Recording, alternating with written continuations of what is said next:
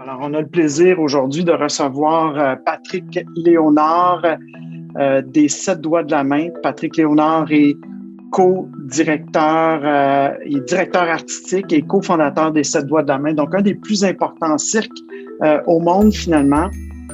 Et de Montréal, il va s'entretenir avec nous sur différents sujets. Mais on va apprendre à connaître cette personne vraiment extraordinaire avec qui on a eu le plaisir de travailler. On a le plaisir de travailler depuis déjà plusieurs mois sur un projet de conférence-spectacle sur les urgences rurales. Alors, bonjour Patrick, comment ça va aujourd'hui? Ça va très bien, avec une patte en moins, mais ce n'est que pour un avenir meilleur. Alors, tu as pu expérimenter le système de santé. Patrick, je ne suis pas sûr que les gens ici connaissent ton histoire. Tu viens de sortir d'une opération importante. Oui, ben d'ailleurs, je me permets de faire une fleur. J'ai été opéré à Québec, à l'hôpital L'Enfant Jésus. Et écoute, ça a été une de mes meilleures expériences dans les hôpitaux. Pas que je suis allé souvent, là, mais vraiment, l'ambiance était agréable. Je m'attendais pas à ça, je dirais, en temps de COVID, où est-ce qu'on entend beaucoup des nouvelles, où est-ce que c'est difficile. Et là, l'humeur était... c'était vraiment agréable, quoi. Puis évidemment, j'ai eu un super bon médecin, dont là, je vais évidemment oublier le nom, mais qui m'a fait, je pense, une super bonne job. Il va me le confirmer dans quelques semaines. J'ai mon prochain rendez-vous, là, ça va faire 3 semaines. Donc, dans 3 autres semaines, je le vois pour la première fois pour me dire si ça a bien pogné ou pas. Mais évidemment, il y a plein de belles choses qui se passent dans mon corps. Je prends des positions avec mes jambes que je ne pouvais plus prendre depuis longtemps. Et quand j'ai la jambe qui shake parce que je réfléchis, ben là, ça fait des toc, toc, toc, toc, toc, toc, toc. Donc, voilà les détails de la chose.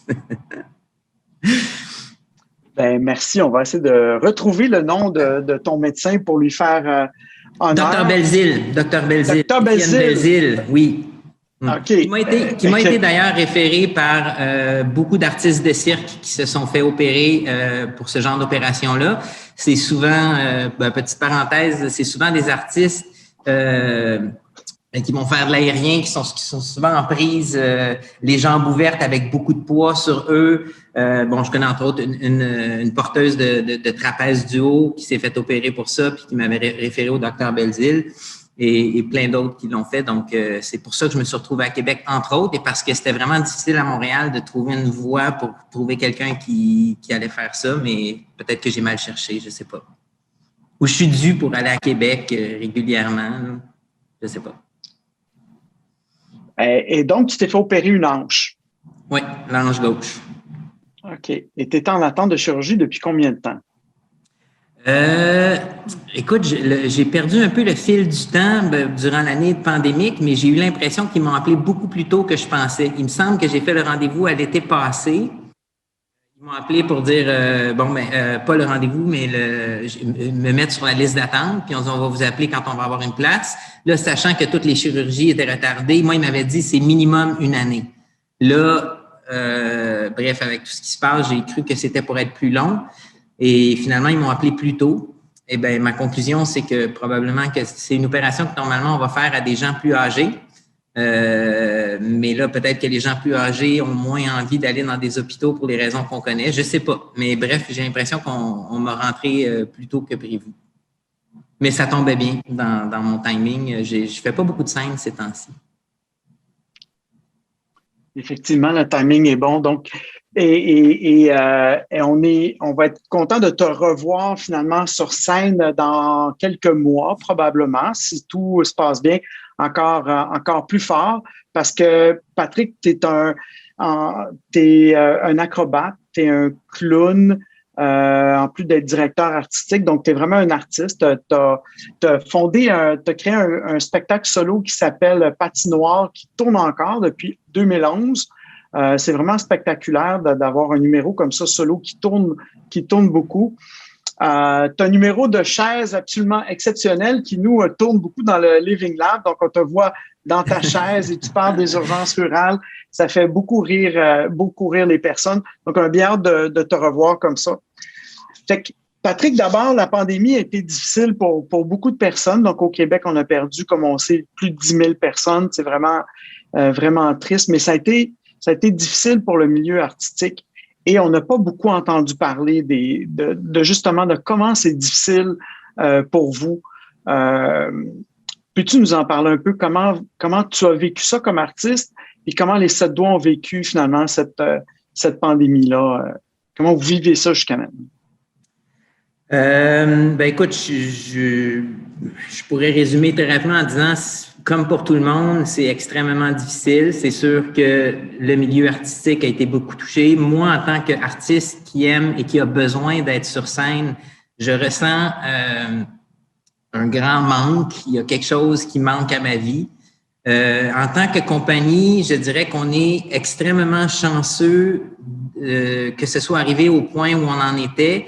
D'une part, puis d'une autre part, peut-être un peu moins chanceux, c'est qu'on vient de faire l'acquisition d'un super édifice dans lequel je suis présentement, qui est magnifique, mais évidemment, c'était un move, comme on dit en bon français, qui allait avec nos activités pré-pandémiques. Et là, un an et demi après avoir fait ce gros move-là, qui était une grande décision qu'on a passé et repassé de maintes et maintes façons à savoir si c'était la bonne chose à faire, là, on se retrouve en pandémie avec cette chose-là qui est magnifique sur les bras, mais qui coûte extrêmement cher. Donc, il y a des gros challenges. On est passé d'une entreprise qui fonctionnait à, je dirais, faites pas trop attention aux chiffres, mais je dirais que grosso modo, 90% de revenus et à peu près 10% de subventions à pratiquement 0% de revenus et 100% de subventions avec des activités diminuées, bien sûr, etc. Mais le fait que, on a fondé la compagnie il y a 20 ans, en 2002 exactement, donc 19 ans, on va faire fêter notre 20e anniversaire. Avec l'acquisition du building, donc on s'est évidemment placé dans le milieu culturel québécois, montréalais, on est en plein quartier des spectacles. Donc, ça nous donne une grande visibilité et je dirais peut-être une force on sent qu'on s'occupe de nous, je dois dire. Puis on a un directeur général qui travaille très fort pour s'assurer que, évidemment, la compagnie continue à survivre dans cette période-là, mais aussi qu'on continue surtout à servir les besoins des artistes et artisans du cirque. Donc, c'est ça notre mandat présentement. Au-delà de celui de survivre comme tous les artistes, c'est de pouvoir permettre aux artistes de continuer à s'entraîner, à se voir, à se croiser, même si c'est à distance. Et ça nous force aussi, le gouvernement avait parlé de résilience et de soyez créatifs à trouver d'autres avenues. On en cherche beaucoup. Évidemment, nous, on tournait beaucoup à l'étranger. On est, comme l'expression dit, on n'est pas, je me souviens plus c'est quoi qu'a dit l'expression, là, mais on n'est pas maître chez nous dans le sens où on travaille beaucoup à l'étranger, mais on aimerait beaucoup plus tourner aussi, tourner plus au Québec, tourner plus au Canada. Donc là, ça nous force à vraiment mettre les bouchées doubles pour trouver des choses qui vont se passer ici à Montréal, au Québec, au Canada. Ça nous force aussi à regarder dans des avenues du numérique qu'on n'aurait pas fait d'emblée si la pandémie n'était pas venue. Je veux dire, on est tous dedans, là, le numérique, quoi qu'il en soit, mais là, on y a vraiment mis les bouchées doubles. On essaie que nos lieux deviennent des lieux centraux pour qu'on puisse offrir encore une fois aux artistes là, les équipements puis ce qui est nécessaire pour de la diffusion virtuelle. Voilà, je ne sais pas si ça répond à ta question. Donc, il y a quand même beaucoup d'espoir pour vous. Vous avez l'impression que vous avez profité de ce moment-là pour revoir vos processus créatifs de fond en comble et puis vous allez être prêt au moment où on va déconfiner. Comme on pense, en fait, beaucoup d'artistes ont préparé des des albums, même plusieurs albums, sont prêts à partir en tournée. Et on est très confiant, que lorsque les choses le go va être donné, que l'offre va être vraiment l'offre de spectacle va être vraiment très intéressante en fait. Donc, tu reconnais le docteur Dupuis qui vient de se joindre à nous. En début d'entrevue, il nous avait dit, je pense qu'il est pour se joindre à nous, docteur Dupuis de la Malbaie. Bonjour, docteur Dupuis. Bonjour. Bonjour, docteur Dupuis. Tu le connais bien? Oui, bien. Donc, Patrick, on est en train justement de dire que, parle-nous finalement parle-nous justement de qu'est-ce que tu penses où est-ce que tu penses que l'industrie du cirque va aller? Est-ce que ça va être la même chose pour vous? Êtes-vous prêt demain, on rouvre, je sais pas moi, complètement cirque. Vous allez être prêts? Avez-vous des spectacles qui sont prêts à partir maintenant? Quelque chose de nouveau que vous pouvez nous donner comme scoop? Je dirais, pour répondre à ce que tu as mentionné avant, c'est que nous, quand la pandémie est arrivée, on a dû malheureusement libérer plusieurs de nos employés, même certains que ça faisait longtemps qu'ils étaient avec nous. Si je fais un chiffre très grossier, là, on a dû remercier un employé sur deux, ce qui est quand même relativement à ce qu'on a vu autour. On a gardé beaucoup de monde. On a gardé évidemment l'équipe, la majorité des plus vieux ou des plus anciens, et dans le but justement d'assurer une continuité et de s'assurer que quand les choses vont repartir, puis tu sais, ça a été à la semaine, au mois, on pensait qu'après 3 mois, ça allait repartir. Après ça, on s'est dit, après l'été, ça va être après ça, ainsi de suite, ainsi de suite. Là, c'est ça, on garde espoir. Où il y a de la vie, il y a de l'espoir. On a gardé tous nos gens. Merci aux subventions gouvernementales de nous permettre de garder ces gens-là. Et donc, on est effectivement prêt à repartir, c'est-à-dire qu'on garde tous nos contacts à l'international parce qu'il y a ça aussi comme facteur très important. C'est pas juste quand ça va s'ouvrir ici au Québec, mais bien quand ça va s'ouvrir partout. Quand le Québec va être prêt, est-ce que la France va être prêt? Est-ce que les États-Unis vont être prêts? Est-ce que tout le monde va être prêt avant que nous, on soit libérés et qu'on puisse traverser les frontières? Il y a plein de questions qui restent inconnues, mais on est encore toujours sur le qui-vive et prêt à partir à tout moment. Je ne dirais pas que tous nos shows sont prêts et en attente, loin de là, parce que pour garder les shows prêts, il faut avoir des artistes qui sont là, qui répètent dans des conditions. Ils vont être prêts physiquement, mais là, il va falloir. C'est des recréations. Donc, ça aussi, c'est un grand point d'interrogation, c'est que nous, nos shows qui roulaient à 200, 250 shows par année, ils doivent être littéralement recréés. Il y a des artistes certains ont décidé de faire autre chose, certains sont partis dans d'autres projets, certains sont retournés chez eux pour être autour de leur famille, parce qu'on avait des artistes, évidemment, c'est du cirque, donc c'est des artistes qui viennent de partout. Donc, tout ça doit être reconsidéré. Donc, le départ, on est prêt et on garde nos contacts avec les gens, mais il va y avoir un gros investissement de départ pour tout mettre ça sur la route. Mais on va faire avec, on va le faire peut-être pas justement. Nos critères seront pas les mêmes que quand on faisait nos créations auparavant. C'est-à-dire qu'il va y avoir une espèce de souci d'efficacité, puis on va livrer en faisant confiance que, évidemment, la sécurité est assurée. Puis après ça, on a des artistes qui ont tellement envie que même si on limite nos temps de répétition parce qu'on n'aura pas le choix, on va quand même être capable de livrer des produits à la hauteur des attentes et à la hauteur de nos exigences. Puis, donc, vous avez fait preuve de beaucoup de leadership de ce que je comprends quand même humain par rapport à la gestion de vos ressources. Vous avez essayé de garder beaucoup de personnes probablement avec un impact à court terme sur les revenus et tout ça. C'est quoi, toi, ton rôle de leadership dans les 7 doigts de la main et comment tu te caractérises comme leader? Parce que, évidemment, là, aujourd'hui, tu es dans une conférence on parle de leadership, d'innovation, entre autres. Donc, comment tu te considères comme leader et comment tu agis dans le contexte de cette pandémie-là? C'est une très bonne question. Je suis un clown, donc je erre entre la question de leadership est très particulière, surtout quand on parle, je dirais, on est un collectif, donc on a une espèce de leadership collectif. Et on a tous, si on regarde à l'interne, ben on a tous nos forces et nos faiblesses. Et je pense qu'avec les années, on a trouvé un moyen de fonctionner et d'arriver à compenser les faiblesses de certains, à surfer sur les forces des autres.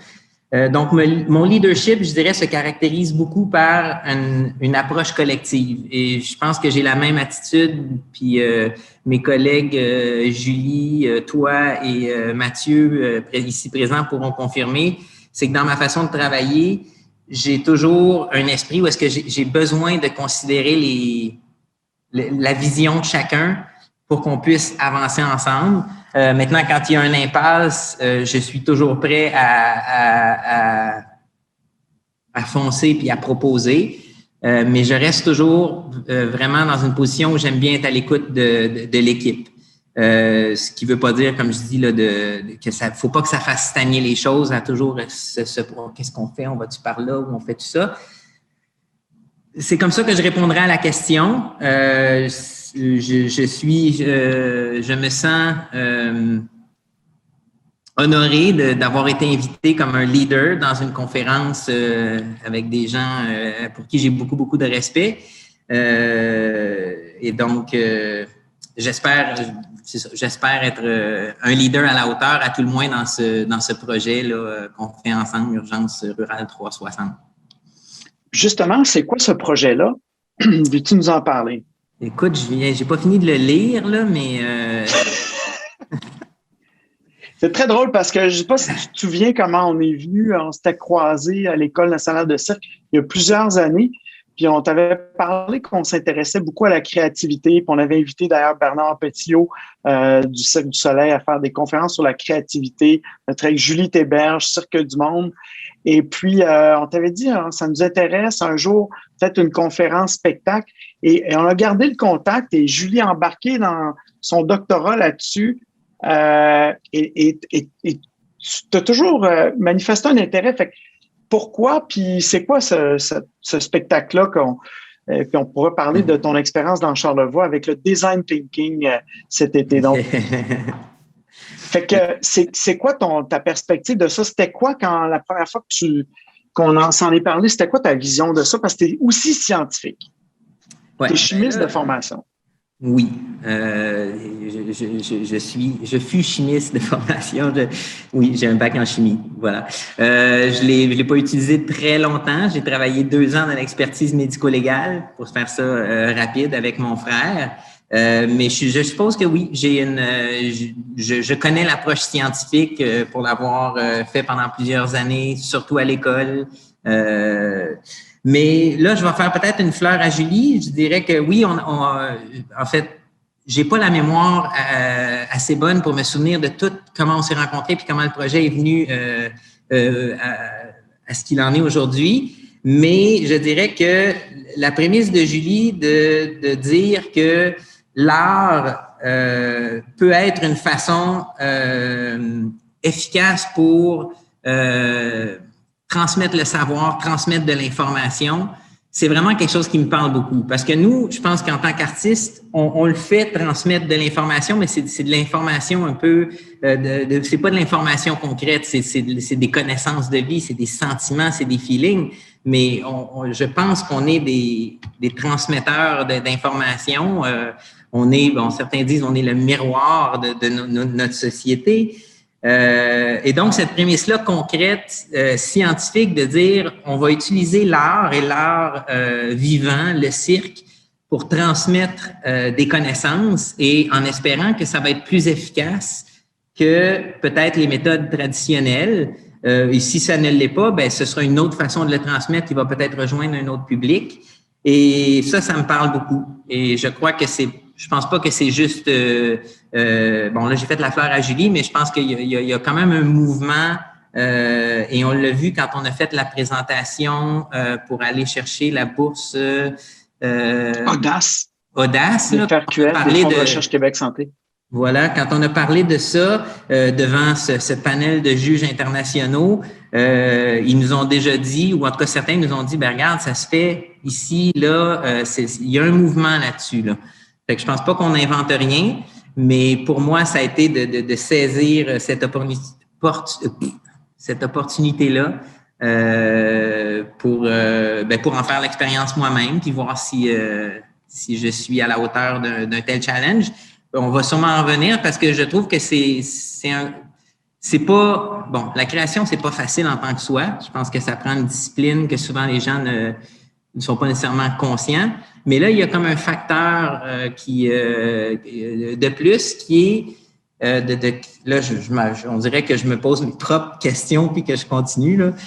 Mais bref, il y a un sérieux challenge dans cette je me suis pas dit ça va être facile, let's go, on fait ça. J'y crois à fond, mais pas facile. Tu sais, concrètement aussi, dans le fond, tu prends un rapport de recherche de plusieurs centaines de pages, une étude d'urgence rurale 360 qui a été faite dans les 26 urgences rurales du Québec.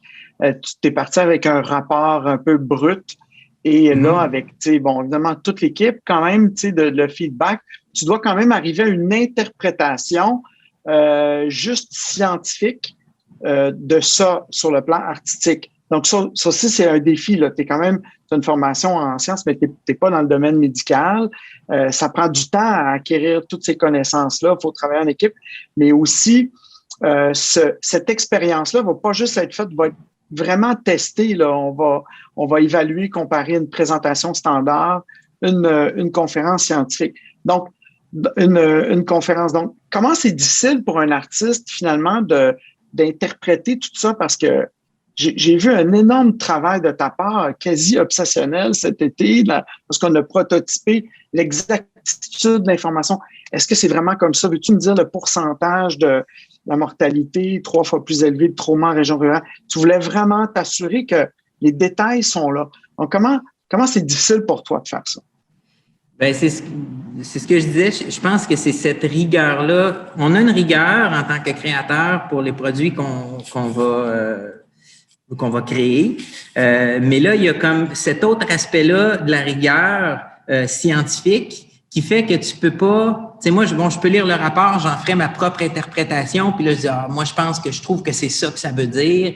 Je peux pas faire ça. Il faut vraiment que je m'en tienne quand même aux conclusions du rapport, même si j'ai une opinion,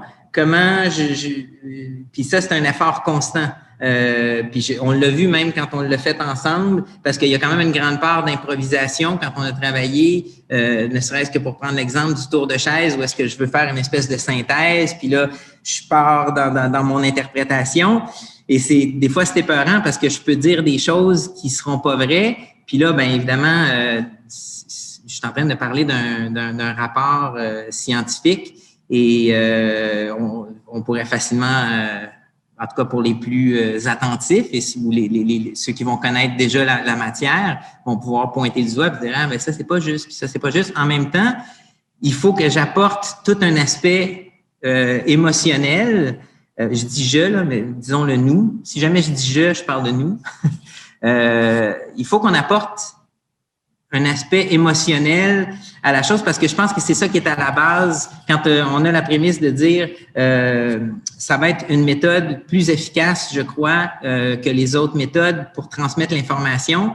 Ben c'est parce que justement on va passer par les émotions. Donc on va passer par qu'est-ce qui touche les gens, dans les chiffres qu'on voit là, dans ces tableaux-là, comment ça les affecte dans leur vie au quotidien. Fait que ça va être de passer par ça pour aller faire parler ces chiffres-là, puis peut-être faire que ces chiffres-là vont rester un peu plus imprégnés dans la tête des gens, qu'ils soient des scientifiques, des gens près du milieu médical ou qu'ils soient monsieur et madame tout le monde, puis qui vont se dire « Wow, on va s'impliquer dans notre milieu de santé, ça vaut la peine. » Fait que c'est ça, c'est comme je disais, je crois que c'est un élément de rigueur, de plus que la simple rigueur artistique à laquelle on est habitué. Puis c'est vraiment un honneur, je dois le dire, d'avoir quand même des gens comme toi, puis les 7 doigts de la main, qui s'intéressent à la ruralité, puis qui s'intéresse à essayer d'amener les défis, les iniquités rurales urbaines à un autre niveau, finalement, à raise the profile de cette situation-là qui est quand même assez alarmante là, au Québec, mais partout au Canada. On le dira jamais assez. Mais de faire ça, ça prend beaucoup de courage pour vous autres, puis fait qu'on est très touchés de ça dans le Living Lab Charlevoix, par la chaire de recherche. Fait que je te remercie vraiment beaucoup. Est-ce que vous pensez un jour que ce spectacle-là pourrait avoir un succès important? Mettons, je dis n'importe quoi, là. Compare-moi ça à un autre spectacle. Penses-tu que ça pourrait avoir un succès commercial, critique? Moi, j'aime bien y croire, puis je fais mes créations dans cette optique-là. J'ai un parallèle qui me vient en tête. Tu sais, souvent, on va créer des spectacles, puis là, les diffuseurs vont nous demander, OK, bien, c'est pour quel type de public? C'est pour enfants, adolescents, adultes, tout public, etc. Moi, j'aime bien garder cette pensée-là que n'importe quel spectacle peut être accessible à tout le monde. Et là, on parle d'une étude scientifique où est-ce qu'on va avoir probablement des moments où il va falloir se creuser un peu plus les méninges puis analyser les choses, etc. Mais j'aimerais trouver un format où on le rend vraiment accessible à tout le monde, où il y a, évidemment, on va passer par le rire, l'émotion, la tristesse, l'empathie. Et idéalement, les images qu'on va créer vont être capables d'aller chercher. On va pouvoir avoir des enfants dans la salle qui jamais vont lire un rapport ou même vont peut-être assister à une des conférences de Richard Fleet parce qu'ils sont là avec papa, maman, parce que c'est en pandémie puis il n'y avait pas d'école, je sais pas. Mais là, on parle d'un spectacle et j'aimerais ça que tout le monde y prenne son plaisir. C'est pas tout le monde qui vont piger toutes les subtilités, les détails, les points importants, mais ils vont en retirer quelque chose. Puis à tout le moins un sentiment ils vont avoir eu du plaisir, ils vont s'être divertis, puis ils vont sûrement s'être informés. Moi, j'aimerais, tu sais, t'as dit, tu me remercies pour de vouloir apporter cette sensibilité-là par rapport aux urgences rurales, etc. J'avais envie de dire, oui, effectivement. Puis une des choses auxquelles je me sens confronté présentement, c'est évidemment, comme je dis, quand tu regardes puis tu lis les conclusions, là, il faut toujours que tu te remettes à une espèce de regarder le système de santé en général pour ce que j'en connais, puis je le connais pas dans tous ces détails, mais tu sais, il faut toujours prendre une perspective plus grande pour dire, regarde, j'ai envie de cibler là, mais il faut pas que j'oublie qu'il y a des problématiques ailleurs, puis c'est pas juste dans ce spectacle-là de regarder comment c'est terrible ou que ça, c'est quelque chose, je suis en train, là, d'ailleurs, vous m'avez interrompu dans mon travail, là, j'étais en train de continuer à essayer d'avancer pour présenter quelque chose à Julie et Mathieu vendredi, mais il me revient constamment puis c'est pour ça que, Richard, j'aimerais t'avoir encore une fois là, dans cette version-là d'une façon différente, pour justement challenger. Tu sais, j'imagine qu'on va faire un show. Est-ce qu'on va vraiment cibler les problématiques, puis on va vouloir que le public se sente concerné par ça, puis veulent faire des efforts pour que les choses s'améliorent. Mais d'avoir ce personnage-là, je ne veux pas rentrer trop dans les détails, mais qui va justement, parce que tu es celui qui a comme lancé l'étude, qui va nous remettre un peu en perspective de tout ça, dire oui, mais oui, il y a cette problématique-là, mais il l'a aussi là. Oui, mais puis là, c'est de voir comment on va s'en sortir pour. Je ne sais pas si vous me suivez. J'ai aucune idée de mon personnage, mais c'est une surprise.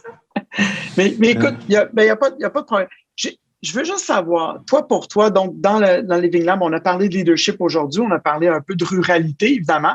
On a les 5 piliers que Karine a énumérés. Donc, leadership, on a parlé on a parlé de médecine rurale, on a commencé à parler de créativité, mais j'aimerais t'entendre encore plus. C'est quoi pour toi la créativité? Est-ce que ça s'apprend? Est-ce que tu mets de façon créative? T'es-tu un créatif? Est-ce qu'il y a des gens au 7 doigts qui sont plus créatifs que toi? C'est-tu toi le plus créatif? Comment ça fonctionne pour toi, la créativité? C'est quoi au juste? C'est pour ça que vous êtes là aussi, parce que on sollicite un peu votre expertise. On veut we want to, comme on dit en anglais, rub shoulders with you, comme avec le Cirque du Soleil, pour vraiment comprendre votre culture, pour amener ça finalement dans les milieux scientifiques qui sont parfois assez conservateurs, sans critiquer toute cette rigueur-là aussi. Tu sais, la créativité, c'est... Je suis en train de faire c'est des mots qui englobent beaucoup de choses. C'est comme la culture. C'est quoi la culture? C'est quoi la créativité? Moi, je pense que tout le monde, on est tous créatifs. On a tous besoin. Si tu veux être résilient, tu dois être créatif. Si tu veux fonctionner. Puis, c'est sûr que nous, on l'applique, je dirais, consciemment au quotidien, dans l'idéal. Puis même, des fois, tu sais, quand j'ai aussi une job d'administrateur. Donc, des fois, la créativité, on la sent moins, elle est moins présente. Mais bref, moi, je suis vraiment persuadé que tout le monde ont besoin de créativité dans leur vie. Puis si c'est pas dans leur travail, elle va ressortir ailleurs. Si elle est vraiment brimée de partout dans nos vies, là, je pense qu'il y a un problème. Puis c'est peut-être effectivement un des grands mots peut-être de nos sociétés. Là, je veux pas me faire trop philosophe, mais souvent j'ai ce sentiment-là que on donne pas beaucoup de place à la créativité en général dans le quotidien des gens. Et c'est toujours une espèce il faut se motiver soi-même à favoriser cette nécessité-là. Je pense que tout être humain a besoin de ça. Donc, ça, c'est ma perception en général de la créativité. Est-ce que je suis plus créatif que d'autres? Je crois que ça... Non, je pense pas. Là, si je me compare à moi... En fait, notre créativité, notre façon de voir les choses est encore une fois très différente. Autant que notre façon de faire les choses est différente, notre façon d'apporter des solutions ou des idées créatives, ils sont vraiment très différentes. Puis on va trouver, quand on est justement dans des conditions qui nous le permettent, des façons d'amener ça à des endroits qui sont souvent inattendus. C'est peut-être un peu la grande force des 7 doigts, encore une fois, quand on travaille collectivement, que ce soit entre nous 7 doigts ou avec les équipes qu'on va créer, c'est ce mélange-là, cet amalgame-là de différentes approches créatives qui va faire qu'on va arriver avec des choses surprenantes.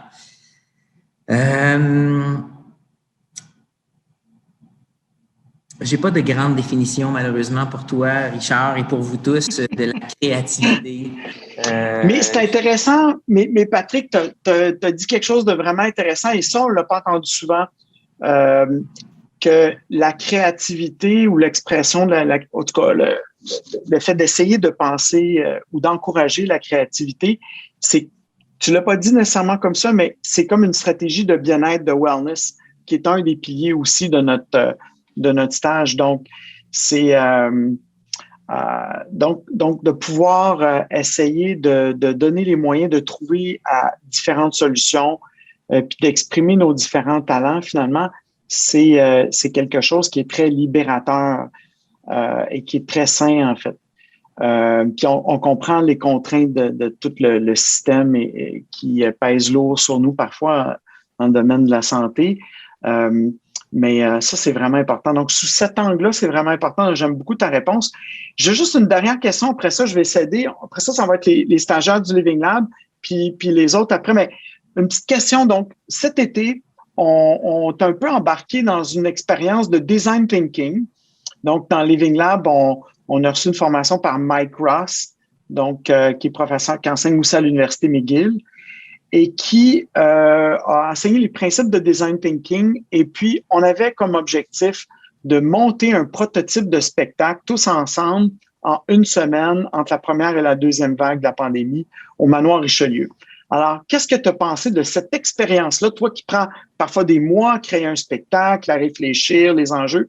qu'on te pousse finalement dans un prototype d'une semaine. Qu'est-ce que tu penses de ça? Qu'est-ce que tu penses du design thinking et comment tu as vécu ça?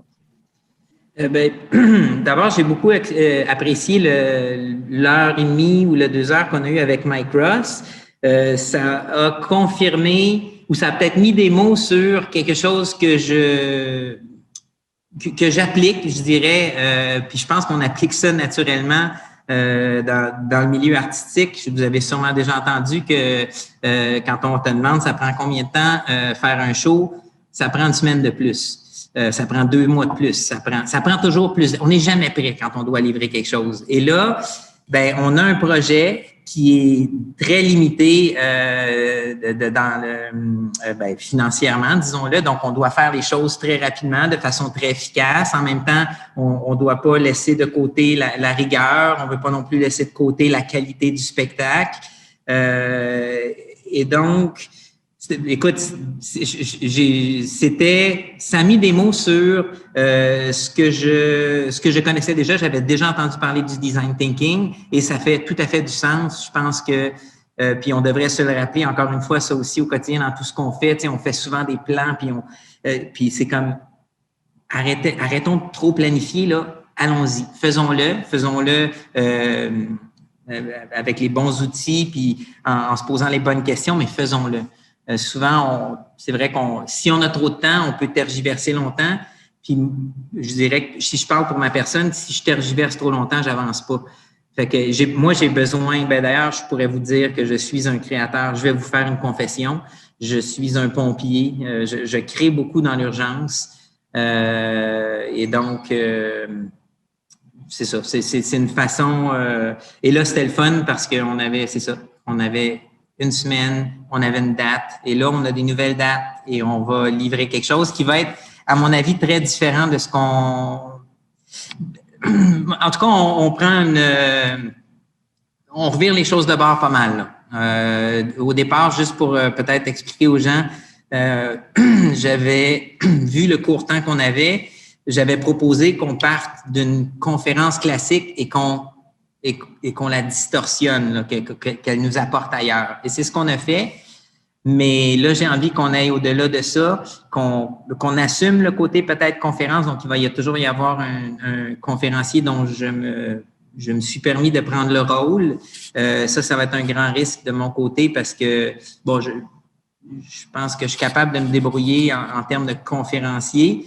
Mais là, d'avoir le double rôle de mettre en scène, de livrer le message clairement, etc. Mais en tout cas, bref, je pense que le rendu va être très, très différent. Ouais. Et donc, ça va être prêt quand dans une version prototype 2? Ça va être prêt une semaine plus tard. C'est super. Merci beaucoup, Patrick. Mais je ne sais pas, tu voulais-tu te commettre sur une date? Oui, je veux dire, j'ai peut-être pas répondu. Oui, j'ai répondu un peu à ta question si ce show-là peut avoir une vie après. Là, c'est que on a un budget qui nous reste et qu'on va tout dépenser, je crois. Et je suis fier de dire que les 7 doigts, on va aussi pouvoir mettre autant que on s'était entendu où est-ce qu'on a mis du in-kind pour la première partie, mais là, on va mettre des vrais sous. Parce que j'ai réussi à vendre le projet à mes collègues et on va pouvoir aider à la réalisation de cette prochaine étape qui va avoir lieu avril et mai. Donc, à la mi-mai, 14, 15 ou 15, 16, je me souviens plus des dates, on va faire 2 spectacles qui vont, je l'espère, pouvoir compléter les besoins de Julie dans son nombre de données, de N et de... Voilà. Fait que mi-mai, on a un deadline où est-ce que j'aimerais ça que les gens, puis même, tu sais, là, ça va être une présentation probablement beaucoup à l'interne entre des gens peut-être du Living Lab de chez vous qui vont soit être par vidéoconférence ou qui vont pouvoir venir voir live parce que peut-être que dans 2 mois, on pourra avoir une dizaine de spectateurs dans notre espace. J'aimerais beaucoup ça, qu'il y ait un petit aspect live et virtuel en même temps. Mais donc, ça va être une expérience intime quand même encore entre nous, là. Puis on va voir si ça séduit les gens de dire, regarde, on va l'apporter à une prochaine étape, on a envie de réinvestir. Là, si c'est pas avec la chaire de recherche, ben ce sera peut-être purement là, pour en faire un produit artistique qui va parler de notre réalité, de la réalité des urgences rurales au Québec, mais peut-être qu'on pourra voir comment on peut C'est pour ça que j'étais un peu déçu d'avoir manqué la conférence de votre médecin d'Australie. D'Australie, Tim Baker. Parce que je pense que les réalités des urgences rurales, il y a quand même beaucoup de similitudes, ne serait-ce que par le fait qu'ils sont loin des grands centres, etc. Il y aurait peut-être moyen là, de partager cette réalité-là avec un public d'autres pays québécois. Ouais. Merci beaucoup, Patrick. Fait que moi, ce que je vais faire, c'est là, dans une deuxième, on laisserait les stagiaires. Ben, je pense que Bernard, donc on a la chance d'avoir Bernard Petillot, vice-président casting et performance sortant du Cirque du Soleil, qui était au Cirque depuis longtemps, qui a fait la première grande entrevue du Living Lab, qui est là aujourd'hui, qui écoute ça. Bernard, qu'est-ce que tu penses d'une conférence spectacle? C'est quoi ton impression de ça? J'ai hâte de t'entendre. Je sais que tu dois partir bientôt. Ben d'abord, je vais seulement féliciter Patrick parce que je l'écoute puis je sens tout l'intérêt qu'il a pour ça, l'engagement qu'il a, puis la sensibilité au fait que c'est pas gagné, ça va être complexe. Donc, il demeure humble là-dedans avec un regard sur la complexité pour adresser cette problématique-là. Comment tu prends de l'information à caractère scientifique et que tu puisses la présenter dans une version artistique qui va toucher les gens et qui va leur permettre de retenir des choses, éventuellement de les influencer, de les inspirer et peut-être modifier leur comportement, etc. Donc, bravo Patrick là-dessus. Et puis, je partage probablement le sentiment d'inquiétude et un petit peu comme de panique en disant est-ce qu'on va trouver la bonne chose? Ce que je retiens aussi, c'est que il y a là une solution qu'on ne connaît pas. Et puis, je pense que ça prend du courage, pas juste à une personne, à beaucoup de personnes, de dire on ne la connaît pas, la solution. On sent qu'il y a dans ce problème-là, ou de la façon dont on l'adresse, quelque chose qui va être positif. Et contrairement à notre façon habituelle de faire les choses, que j'appellerais sous la productivité, où on connaît les processus, on sait qu'ils peuvent être répétés, on connaît les techniques et on en connaît le degré d'efficacité. Là, on est dans une situation plus inconnue.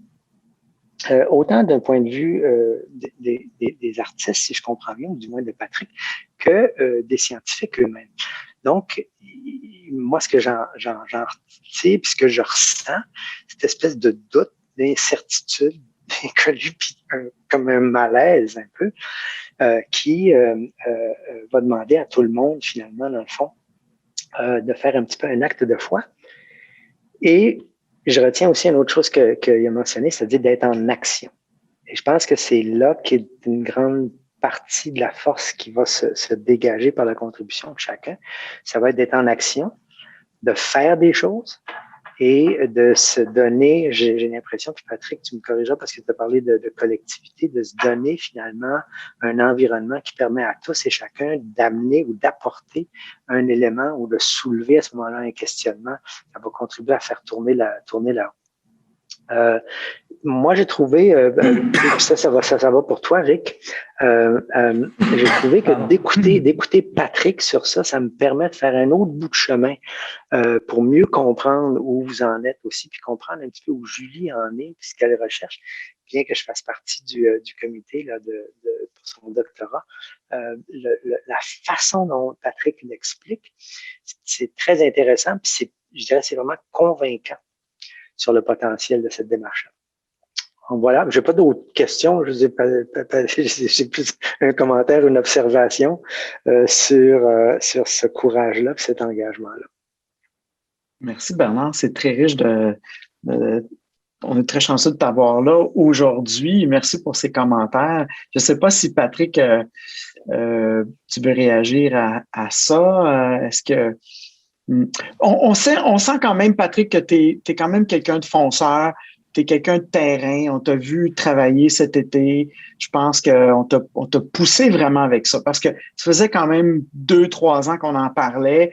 Puis personnellement, je sentais, tu sais, que il fallait aller plus loin, il fallait l'essayer. Puis je pense que c'était une belle occasion de voir ta capacité de prendre des risques. Tu as mobilisé ton équipe, on a mobilisé notre équipe, puis bang, on a trouvé une date tout le monde ensemble. C'était exceptionnel. J'ai vu aussi ton travail acharné. Tu étais quasiment obsessionnel, je dois dire. Tu t'es quand même tôt le matin, assez tard le soir, tu étais vraiment une caractéristique de leader. Tu étais un travaillant infatigable. Infatigable. Puis tu me lâchais pas si j'avais pas ma bonne ligne. Tu revenais sans arrêt. Puis tout fallait que soit bien placé. Tout ça dans la bonne humeur et la gentillesse. Mais t'es vraiment infatigable. Et c'est une caractéristique d'un leader. Pour être un leader, il faut que tu sois un travailleur infatigable. En bout de ligne, you have to take the ball when it counts. Ça, c'est très clair. C'est une caractéristique centrale. On a parlé d'humilité aussi des leaders, mais un travail infatigable. Il faut être prêt à faire des sacrifices et tu étais prêt cette semaine-là. Je sais pas, mais j'ai senti dans ce que Patrick disait qu'il trouve aussi de la richesse dans cet aspect collectif-là. Il trouve de la richesse qui contribue justement à la démarche créative, à l'opportunité finalement de trouver une solution ou de voir un angle nouveau. Et ça, pour moi, ça me parle beaucoup parce qu'on parle beaucoup de leadership. Tu aurais le leader qui dit, bon, j'ai la réponse et je suis en avant et donc je suis le seul qui amène le bateau au quai versus ce que je sens de la façon dont Patrick exprime son leadership où il est invitant. C'est-à-dire, il va avoir cette vision générale-là, cette orientation générale-là, mais il va profiter de la richesse, de la contribution de l'un et de l'autre pour vraiment stimuler, faire à ce moment-là ressortir des opportunités peut-être qu'il lui verrait pas ou que le groupe n'a pas vu encore pour le moment. Est-ce que je me trompe, Patrick? Non, tout à fait. Mais je pense qu'en même temps, il y a aussi. D'abord, merci. C'est le fun de recevoir des belles fleurs comme ça. Mais je pense qu'il y a différents types de leaders. Et même à travers les 7 doigts, il y en a qui ont beaucoup plus cette approche de voici qu'est-ce que j'ai envie de livrer et c'est ça qu'on va livrer. Et il y a quelque chose de très noble là-dedans parce qu'ils savent où ils s'en vont. Et ils savent ce qu'ils veulent livrer. Tout est dans la façon de le faire. Tu n'as pas besoin d'être un tyran quand tu veux livrer ton... Puis moi, je pense que j'ai aussi quand même... Je sais ce que je veux livrer en bout de ligne. Je sais qu'est-ce que l'essence que je veux que le public reçoive et même que surtout les participants à la création en retirent. Mais c'est ça, c'est des approches différentes. Moi, j'admire un Robert Lepage, en tout cas de ce que j'en connais, parce que c'est toujours de l'extérieur, je n'ai pas travaillé directement avec Robert Lepage, mais qui sait exactement où il s'en va et c'est lui qui semble de diriger chaque ligne, chaque chose et tout, et ce qui en ressort est magnifique. Donc, voilà. Puis c'est ce qui est le fun, encore une fois, aux 7 doigts, c'est qu'on a un petit peu de tout ça, toujours en gardant overall, je pense qu'il n'y a rien qui se fait tout seul. Tu as beau être le plus grand leader avec celui qui a l'idée la plus... Tu ne le livreras jamais tout seul. Puis ça, c'est quelque chose, évidemment, je pense que s'il y a un parallèle à faire entre le milieu médical et le milieu artistique, c'est ça, on n'a pas le choix de travailler ensemble si on veut arriver à quelque chose en bout de ligne. Puis c'est peut-être ça qu'il faut se rappeler, de un, et c'est là-dessus qu'il faut miser. Mais merci, les gars. Ça va être, écoute, tout à ton honneur. Écoute, là, ce qui est intéressant, c'est que là, on a 2 groupes de stagiaires, en fait, en même temps. Donc, tout le monde est finalement ici, à l'exception de moi et Karine. On est tous des stagiaires et Julie dans le leadership présentement. Donc, on a 2 cohortes qui se chevauchent. J'aurais tendance à laisser la première question à notre plus jeune étudiant en médecine, là, 2e année. Il a tendance à nous surprendre par ses questions. Sonia l'a vu aujourd'hui. Donc, Nicolas, on va te laisser la première question. Oui, moi, je me demande, en fait, il y a beaucoup de burn-out dans le monde créatif. Je me demande, en travaillant autant, comment vous faites pour pas faire un burn-out, justement, puis continuer à prendre soin de vous? Ouais, écoute, je vais répondre simplement à ta question. Est-ce que je suis on? Oui. Hein? Moi, j'ai pris la décision à l'âge de 24 ans de quitter le milieu scientifique, ou en tout cas la vie que je menais pour... en fait, je partais en vacances à temps plein.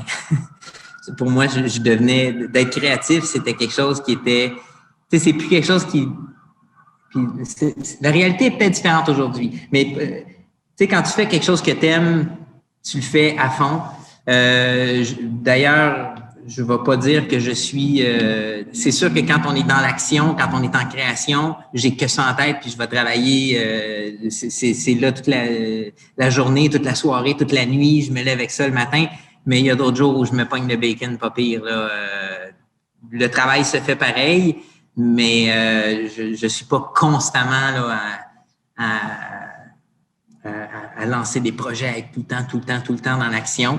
Puis je pense que, en tout cas, ben, moi, personnellement, j'ai besoin de ça. J'ai évidemment une famille, des enfants, où est-ce qu'il faut prendre le temps. Puis des fois, ça aussi, c'est difficile, surtout quand tu te retrouves dans des moments de, tu sais, dans le milieu créatif, quand c'est l'heure de livrer, c'est l'heure de livrer. Puis c'est là où tu gobes le temps de les moments les plus intimes qui font partie de la stabilité de ta vie, là. Fait que des fois, il faut compenser puis en donner un peu plus. Fait que la pandémie m'a permis quand même de passer du bon temps avec ma famille. Des fois, c'est pas facile parce qu'on est... on le sait tous, là. Fait que, ouais, voilà. Merci beaucoup. Merci. Ouais, je pense pas d'avoir été trop proche du burn-out, mais j'ai eu des pas pires moments de découragement qui sont encore présents, là. Mais je pense que c'est pour tout le monde, c'est un peu ça. C'est une réalité qui nous a frappé en pleine face, puis on doit trouver une nouvelle façon de jongler avec ça. Donc mais je devrais m'en sortir. On va tous s'en sortir ensemble.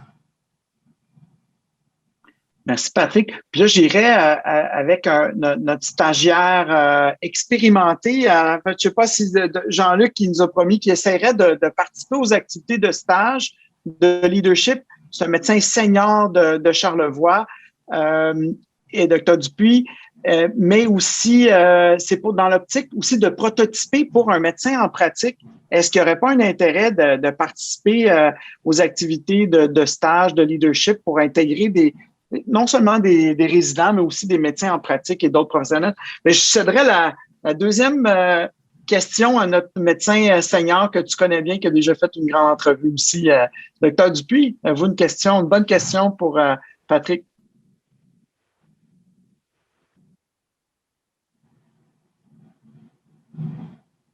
Vous êtes Voilà. Ça m'apparaît assez évident quand on parcourt les différents aspects de la vie, qu'on soit en affaires, qu'on soit en spectacle, qu'on soit médecin. Les critères de la réussite de la créativité sont toujours les mêmes. Et j'écoute parler Patrick, puis j'écoute sa sensibilité. Évidemment, la sensibilité, chez les médecins, on nous garde ça caché longtemps.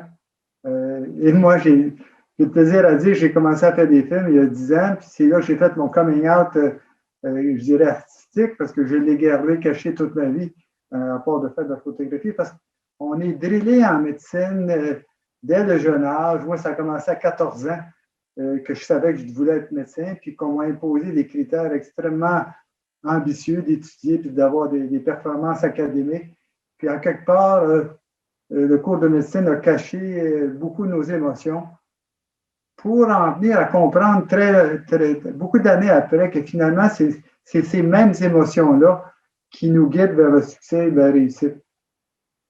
Et je veux juste ajouter que j'ai interviewé l'ancien premier ministre Bouchard dans une des conférences que je donnais aux étudiants en médecine, et une série d'autres.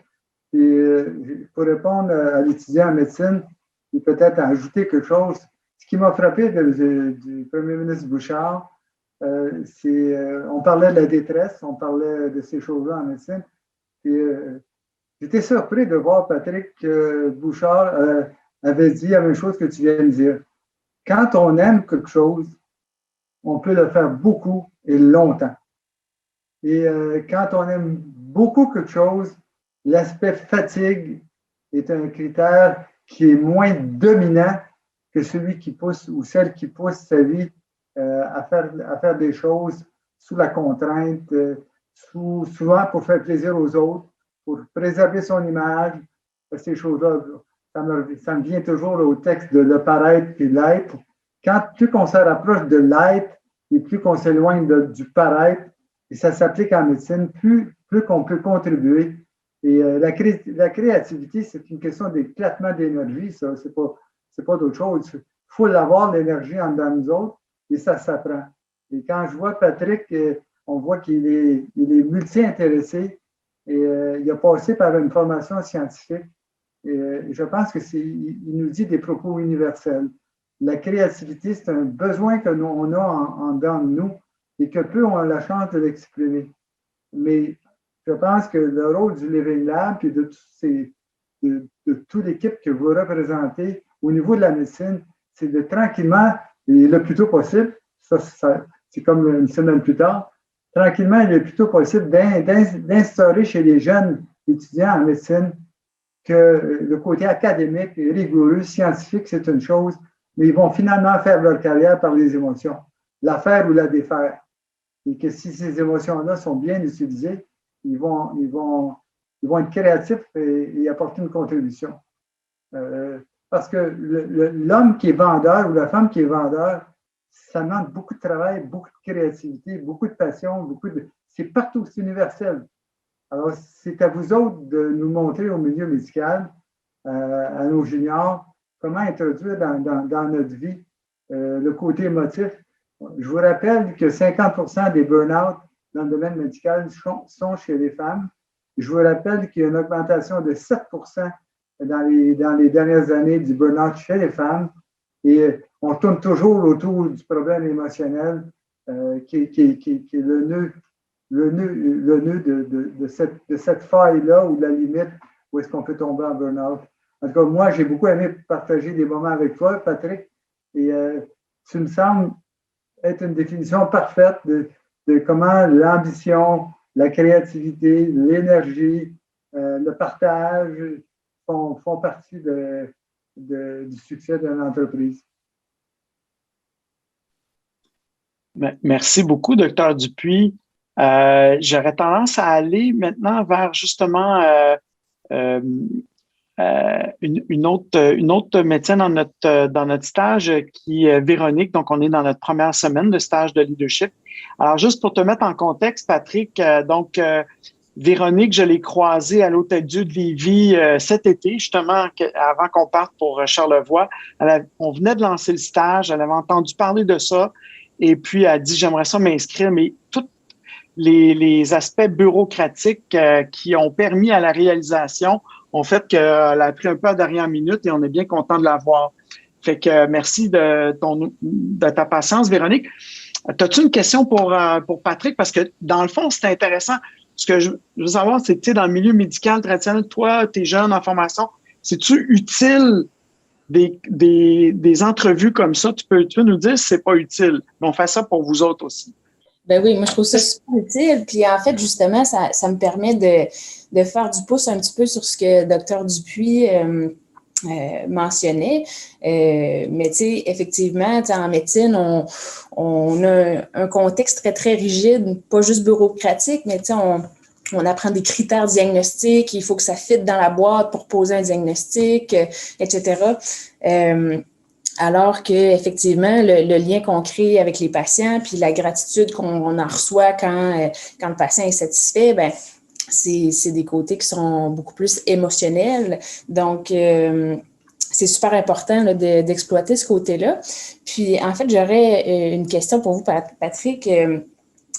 Auriez-vous justement un conseil à donner à un jeune médecin en formation pour essayer de mieux exploiter cette créativité-là ou essayer de la faire exprimer plus tôt peut-être en formation? Est-ce qu'il y a, je ne sais pas, une démarche créative, une démarche pour amener des idées nouvelles? que vous utilisez. On a beaucoup parlé du design thinking pour amener une innovation, mais je ne sais pas, vous, votre démarche, ça ressemble à quoi? Je sens que Julie Théberge aime aussi cette question-là. C'est un peu le sens de elle doit brûler, elle doit être contente de l'entendre, cette question-là. Vas-y, Patrick. En fait, moi, je laisse Julie répondre. Je suis un peu pris au dépourvu. Écoute, je t'avoue que je ne saurais pas quoi te répondre en termes de... Parce que justement, pendant que tu parlais, je réfléchissais un peu à tout ça, à dire, tu sais, comment tu dis à un médecin, mais là, tu sais, c'est important d'être créatif, puis elle ressort où cette créativité-là? Faut-tu que je me mette à faire le clown comme Richard Fleet entre deux patients, puis les faire rire? C'est-tu ça la créativité? C'est-tu le divertissement, la créativité? C'est-tu... fait que c'est une très bonne question. Tantôt, j'ai dit, puis j'ai peur de m'avancer puis de pas pouvoir m'expliquer, mais créativité, résilience, il y a comme une espèce de lien qui est comme pas clair dans ma tête, où est-ce que il faut faire confiance à notre spontanéité, à notre. Puis c'est sûr que, tu sais, je comprends tout l'aspect médical de respecter des protocoles et tout, parce qu'il y a tout un aspect. Bon, tu veux pas faire d'erreur, donc il faut que tu suives un protocole pour minimiser les chances que. Et puis en plus, bon, c'est que tu peux facilement probablement être pointé du doigt s'il y a une erreur qui est ciblée parce que tu n'as pas suivi le protocole, mais ton instinct te disait de. Donc, c'est vraiment particulier et je ne saurais pas te répondre concrètement comment l'appliquer, mais ça pourrait être une prochaine étude de Julie, par exemple. Comment on apporte cet aspect-là créatif? Est-ce que c'est important de trouver quelque chose dans votre vie où vous vous laissez aller en dehors de la vie de médecin? De trouver quelque chose où vous laissez aller votre instinct, votre personnalité, peu importe la forme que ça peut prendre, que comme le docteur Dupuis l'a fait avec la photo au début, puis il s'est mis à faire des films, puis là, il y a eu... écoute, je trouve que c'est une question qui mérite d'être approfondie ou peut-être même à partir des exercices qu'on fait pour des artistes ou même la formation de jeunes artistes dans les écoles, comment on pourrait apporter ça ou trouver une forme à présenter, un cours à donner dans un milieu universitaire, milieu médical, pourquoi pas. Peut-être un des parallèles que je ferais, j'ai fait beaucoup de présentations dans des entreprises. Tu sais, il y a les design thinking fait beaucoup de ça, donc de parler d'une approche, puis là de parler avec différentes personnes, que ce soit avec des médecins, avec des directeurs d'entreprise, des dirigeants d'entreprise, etc. Donc moi j'ai beaucoup fait ça avec mon tour de chaise entre autres. C'est quelque chose qui me permet toujours là je vais essayer d'expliquer un concept, puis je me perds un peu dans mon explication, comme je fais présentement. Et à un moment donné, je le conceptualise visuellement, où est-ce que les images parlent pour elles-mêmes. Et bref, après ça, je prenais les gens, puis je leur faisais faire un exercice qui est ce qu'on appelle, c'est un exercice, je dirais, un peu fétiche des 7 doigts qui était apporté par Gypsy et Shayna, et qu'on a beaucoup fait au début, qui est le Car and Driver. Donc, en fait, ça peut se faire à 2, ça peut se faire en équipe de 2, de 4, 2, etc. Mais imaginons que c'est 2 personnes et il y en a un qui a le rôle de conducteur et l'autre qui a le rôle de la voiture. Donc, un va mener les actions de l'autre personne, va inciter l'autre personne. Évidemment, c'est un jeu à travers le mouvement. Donc, on va prendre quelqu'un, on va tirer sur sa main, ça lui fait faire tel mouvement. Et cet exercice-là est vraiment intéressant parce que juste par cette règle de base-là, dire toi, c'est toi le conducteur, voici ta voiture, qu'est-ce que tu y fais faire à ta voiture? Ben, tu vois vraiment différents comportements. Tu peux identifier les gens. Tu dis, oh, tu vois que cette personne-là, c'est un vieux taco dans le sens où tu lui donnes un élan, il y a de la misère à partir. Une fois qu'il est parti, il part à fond. T'en as d'autres qui, t'es bougé un peu, il arrête de bouger. T'es rebouge un peu, il arrête de... Fait que ça, en quelque part, je trouve que c'est un exercice que tu peux faire avec n'importe qui n'a pas d'aptitude physique quelconque. C'est pas une question d'âge non plus. Et c'est quelque chose qui, justement, nous permet d'identifier un peu qui on est à travers un simple exercice avec des règles très basiques. Puis après ça, de les transformer et de dire, OK, là, on se rencontre, tu sais, tout le monde regarde, puis là, les gens donnent leurs commentaires. Ah, ben regarde, je trouvais que, tu sais, lui, tu lui donnais tel élan, puis ça s'arrêtait là, puis l'autre, tu lui donnais un élan, puis il était parti pendant 5 minutes, puis tu avais de la misère à le rattraper. Donc, moi, c'est un exercice que j'aimais beaucoup faire avec des gens qui font pas des choses physiques et ça parlait beaucoup aux gens. Comment on l'appliquerait pour qu'après ça, les gens puissent en sortir avec une espèce de conscientisation de qui ils sont, puis comment, juste de réaliser comment le corps parle. Je pense que c'est hyper important, surtout pour, disons-le, pour des médecins. Tu sais, l'attitude d'un médecin dans sa physicalité va parler beaucoup. Tu sais, moi, je me souviens, je me demande si c'est pas même Dr Dupuis qui avait dit ça, là, mais je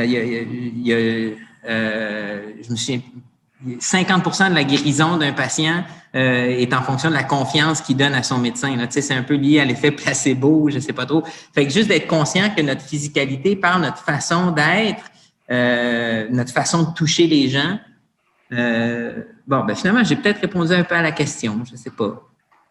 Je pourrais rajouter quelque chose à Véronique. Une chose qui est importante, que ce soit dans ta carrière médicale ou dans ta vie personnelle, il y a 2 voies. Mais je pense que moi, je prends mon expérience, j'ai commencé jeune à faire des petites incursions dans le leadership et la créativité en étant constamment à la guide de qu'est-ce qu'il y avait à faire dans l'hôpital où est-ce que j'étais, qui n'était pas là et qui apportait quelque chose de nouveau à cet hôpital-là. Et ça m'a amené de décoller des projets nouveaux, créatifs, qui n'existaient pas. Et je pense que ça fait partie de l'apprentissage quand on est jeune, de cette capacité-là de créer. Parce que c'est vraiment créer. Moi, je me rappelle que quand j'ai commencé à faire l'obstétrique ici dans le Charlevoix, c'était une technique très classique, avec beaucoup de complications. Il n'était pas au fait des nouvelles techniques. Alors, tout ce processus-là qui a duré des années avant d'amener l'obstétrique moderne, c'était un processus très créatif. Puis ça, je pense que je vais te donner de la confiance parce que moi, j'ai toujours aussi, quand j'ai fini mes 7 ans de formation, j'avais l'impression de sortir d'un sous-marin qui m'avait gardé étouffé pendant 7 ans. Puis quand je suis rentré en la vraie pratique, j'avais l'impression que là, je rentrais dans la réalité où est-ce que je pouvais me laisser aller le plus. Fait qu'il faut apprendre à se connaître puis se faire confiance. Stand down toi. Stand down toi. Puis il y a aussi toute quand même une littérature, tu sais, sur l'innovation, comment tu implantes l'innovation. C'est ce qu'on essaie de faire dans Living Lab, en fait. Puis la créativité, l'art, c'est un domaine qui est très bien étudié dans des départements de psychologie, des départements de business. Une grosse littérature là-dessus sur quoi faire, presque des how-to, développer ces choses-là maintenant. Donc, on n'invente pas tant que ça, le design thinking en est un. Mais effectivement, toutes les solutions ici sont très intéressantes. Peut-être, je sais pas si Julie, tu veux sauter là-dessus brièvement parce que tu vas avoir, Véronique, un atelier avec Julie. Tout le monde, Julie va faire quelque chose, elle l'a appris aujourd'hui. On l'a un peu plus tard durant le stage là-dessus, puis on va essayer de t'immerser dans des trucs artistiques, créatifs, mais tout le monde, là, Sonia, puis les autres stagiaires aussi. Évidemment, c'est une des raisons pourquoi vous avez aussi Mathieu avec vous, là. Et puis Jean-Luc, même, qui fait des films et tout.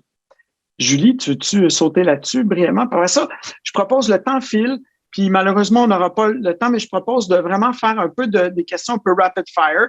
S'il y a des questions un peu plus rapides, si tu peux répondre rapid fire pour donner la chance aux gens qui ont des questions pour lesquelles ils brûlent. Vas-y, Julie. Ben oui, rapidement, parce que justement, je vais avoir, on va pouvoir aller, parce que j'ai 2 heures là, à rien préparer, là, mais on me donne 2 heures, mais il faut rien que je prépare pendant 2 heures, fait que ça va être vraiment super le fun.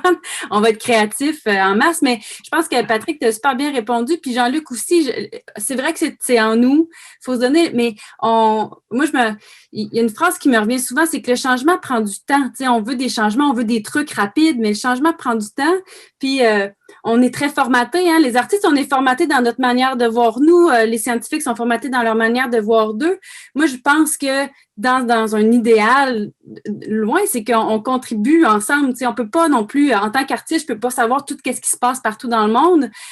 Puis un médecin peut pas non plus, parce qu'il fait affaire avec différentes personnes, peut pas tout savoir non plus ce qui se passe dans le monde. Mais moi, je rêve de collaboration entre ces expertises-là, tu sais. Puis ben moi, à côtoyer des médecins, j'en apprends beaucoup. Puis mon esprit scientifique se peaufine. Puis ben j'ai l'impression que Richard, en côtoyant des artistes, son esprit aussi s'ouvre. Puis fait que moi, c'est peut-être plus un souhait que je lance, mais c'est cette manière-là de travailler avec nos formats, nos trucs, puis de créer des solutions ensemble avec nos expertises. Mais bon, c'est pas demain la veille, mais en attendant, fais-toi confiance, c'est vrai que c'est en dedans de toi. Puis déjà, il y a un biais de sélection, probablement, si tu es intéressé à faire ce stage-là, c'est que tu as déjà un intérêt là-dessus, puis c'est vraiment intéressant. Est-ce que Sonia, comment tu réagis? Donc, Sonia vient aussi du milieu du cirque, hein? Elle était au Cirque du Soleil, à la citoyenneté. Donc, Oui, allô Patrick. Merci beaucoup, c'est super intéressant. Je me demande comment. J'arrive pas à voir concrètement parce que je suis tout à fait nouvelle depuis juste une semaine dans la chaire, mais quand on t'a proposé le projet de rendre des résultats de recherche de façon artistique, ça a été quoi tes images dans ta tête? Comment dans la première approche, comment tu t'es représenté ça de façon spontanée et créative? Ça m'intrigue beaucoup.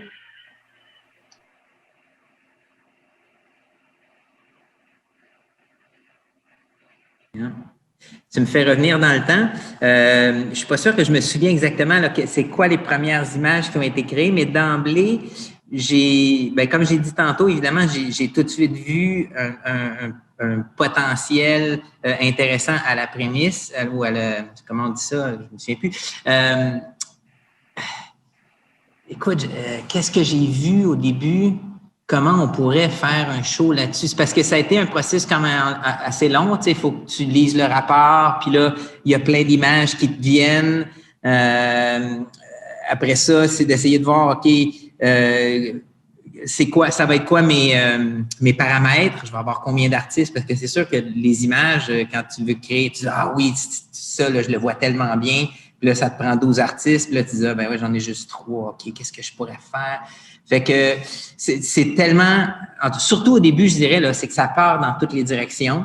Et une chose qui est toujours challengeante, c'est que c'est le fun quand c'est sur papier, tu lis, puis là, tu as plein d'images, puis là, tu écris. Quand tu arrives à concrétiser quelque chose, là, tu frappes ton premier mur. Où est-ce que tu dis, OK, ça, c'est une super bonne idée. Hey, Mathieu, peux-tu me faire telle animation qu'on va mettre de même? Puis là, quand l'artiste va arriver, puis là, il va donner de la vie à l'animation. Il dit, ouais, de cela, là, il va me mettre un chiffre là-dessus, puis tu fais, oh shit, OK, non, peut-être qu'on va penser à une autre méthode.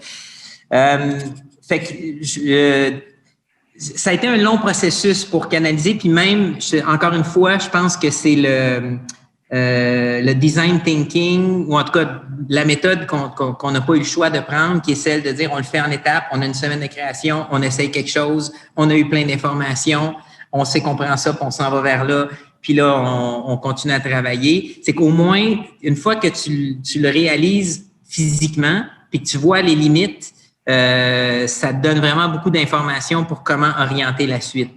Donc, je dirais qu'entre le moment où tu crées un idéal, que tu le réduis selon les critères avec lesquels il faut que tu fonctionnes, tu le mets en application, tu vois qu'est-ce qui marche pas, Puis là, ben, tu orientes la suite.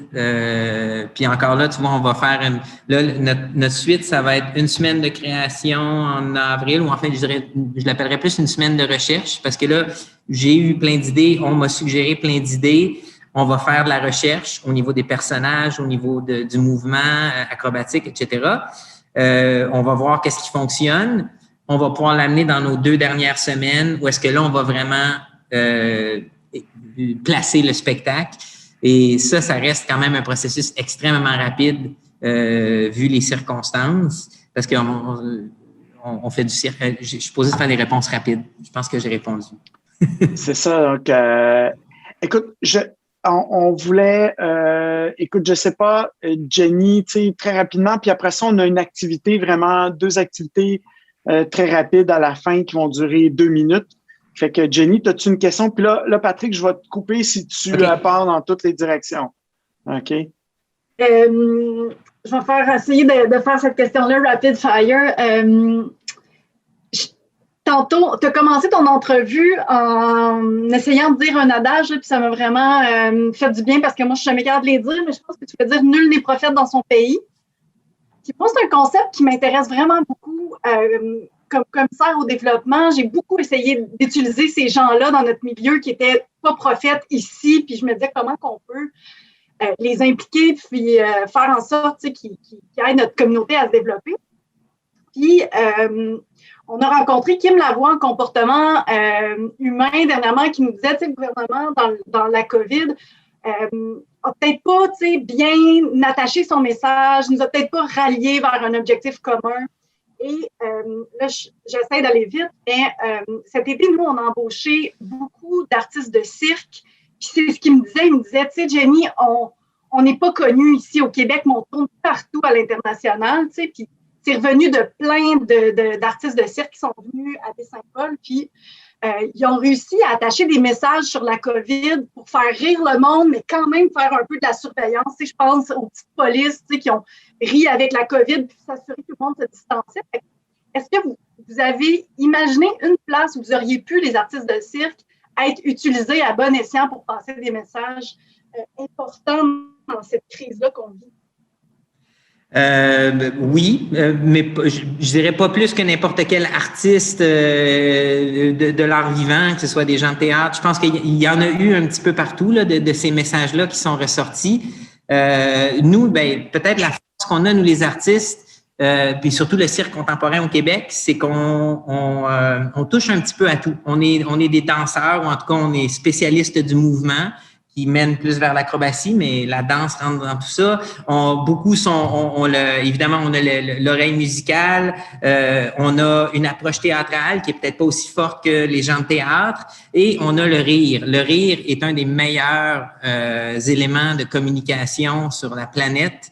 Et donc, pour répondre très simplement à ta question, oui, tout à fait. Puis on aurait peut-être dû utiliser dans tout ce temps-là peut-être plus les artistes pour les faire travailler pendant ce temps-là à passer des messages. Peut-être qu'on aurait pu prendre l'initiative. Là, moi, j'en ai fait quelques petites vidéos toute seule chez nous sur c'est quoi les conséquences, enfin, pas directement sur la COVID ou sur porter votre masque ou quoi que ce soit.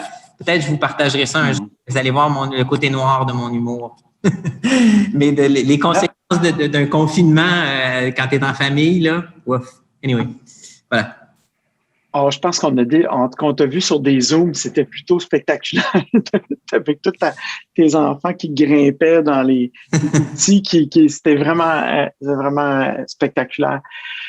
Chantal, tu sais, Rapid Fire, Patrick, si tu peux, pour Chantal, puis là, on aura vraiment couvert tout le monde. Mathieu, aussi, si tu veux avoir un peu un petit... peut-être, Mathieu, si tu peux tu peux être le premier à commencer notre tour pour dire qu'est-ce que tu retiens comme message principal de ça, puis on fait un rapid fire tout le monde. Et à la fin, Patrick, on va te nommer les 5 piliers, puis tu vas nous dire un mot pour chaque pilier, qu'est-ce que ça représente pour toi. Fait que Chantal, as-tu une petite question pour Patrick qui va nous répondre en rapid fire?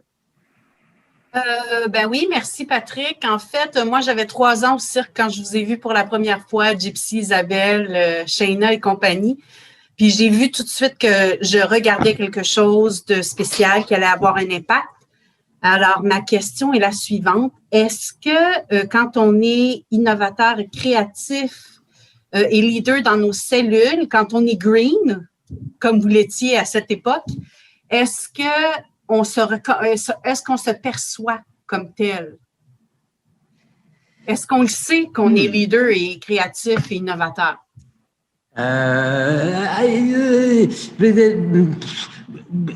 Je sais pas. Non, je ne pense pas. Je pense à ce moment-là, on le fait. On le fait par désir, par plaisir, et on se donne au maximum. Et ça s'est adonné que je pense qu'on était un groupe parce qu'on se connaissait pas tous intimement. Là, certains se connaissaient intimement, mais il y a eu une espèce de synergie de groupe, une spontanéité qui est ressortie. C'était tout, tu sais, on se disait à tout le monde, on avait quand même 50 ans d'expérience là à la gang. Et on était tous dans notre fin vingtaine, début trentaine. Fait que ça a été ça a été les 7 doigts de la main. La somme est plus que le tout des parties de. Vous voyez ce que je veux dire, Janie? Mais je te dirais non, je pense que cette innocence-là est aussi importante. Puis encore là, c'est peut-être différents leaders. Il y en a qui savent, tu sais, de Jean-Luc, docteur Dupuis, savait qu'il voulait être médecin. Moi, je savais pas que je voulais être artiste. Je l'ai découvert tard. Puis quand je suis rentré là-dedans, je me suis senti tellement libre et heureux que je me suis donné à fond. Puis ça a amené à ce que j'ai aujourd'hui, grâce évidemment à une association collective qui est parfaite. Okay. Merci, Patrick. Merci, Patrick.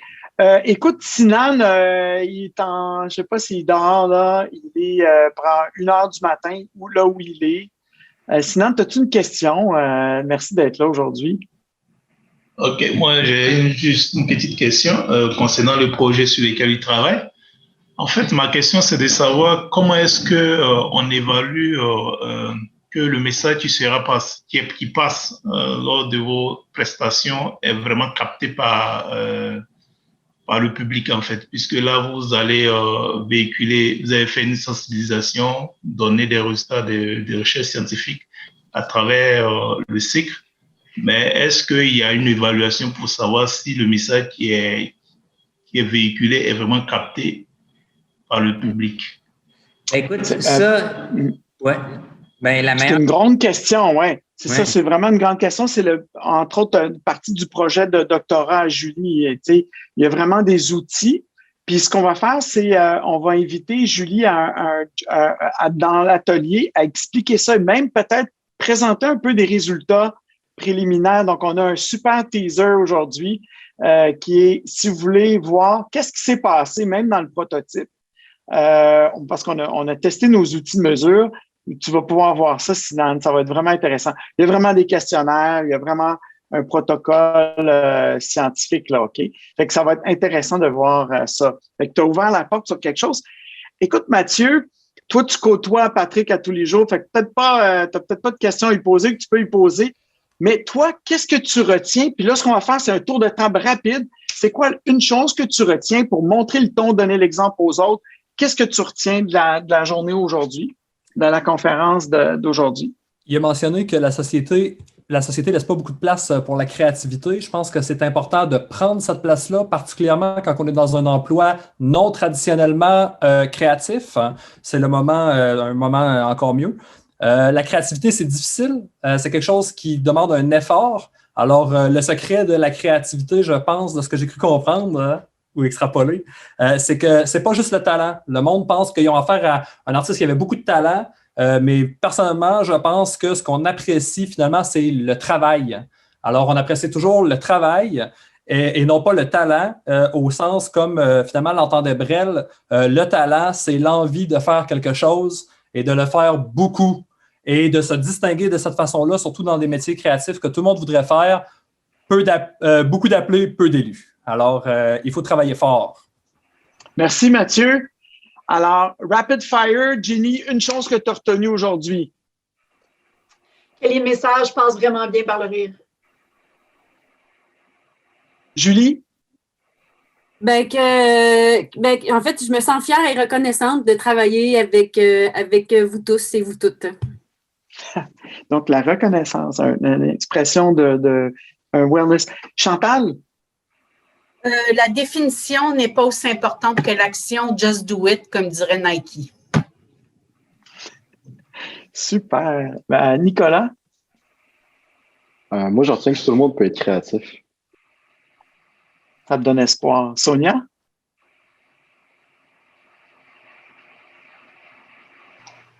L'art et la créativité vitale à la survie humaine.